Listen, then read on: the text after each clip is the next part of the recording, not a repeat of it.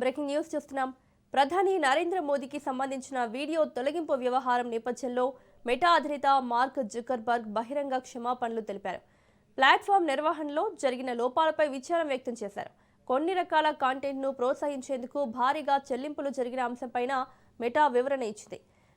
Platform నిర్వహణలో తీవ్ర పొరపాట్లకు mark Zuckerberg క్షమాపణలు చెప్పారు.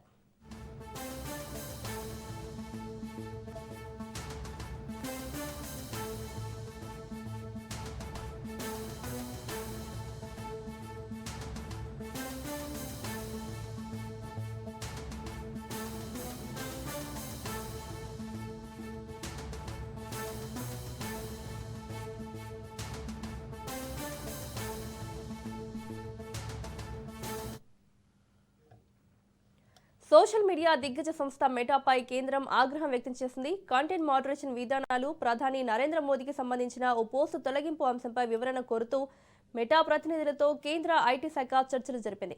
ఇదే అంశానికి సంబంధించి మరిన్ని అప్డేట్స్ మా ప్రతినిధి సైదులు అందిస్తారు. సైదులు.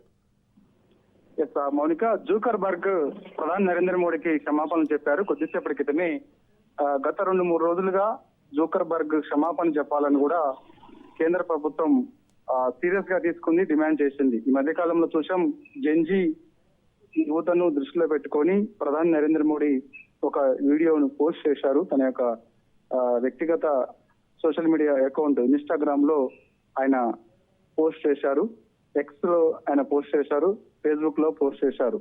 ఆ వీడియోను దాదాపు 5 గంటల పాటు మెటా నిలిపివేసింది.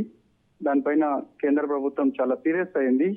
ఎందుకు నిలిపివేశారో సమాధానం చెప్పాలని కూడా కేంద్రం లేఖ రాసింది మెటాకు. సో మెటా అధికారులు లేఖ అందిన తర్వాత వివరణిచ్చారు. ముందుగా క్షమాపణ చెప్పారు. సో జరిగిన దానికి మేము బాధపడుతున్నాము అని కూడా వారు క్షమాపణ చెప్పారు.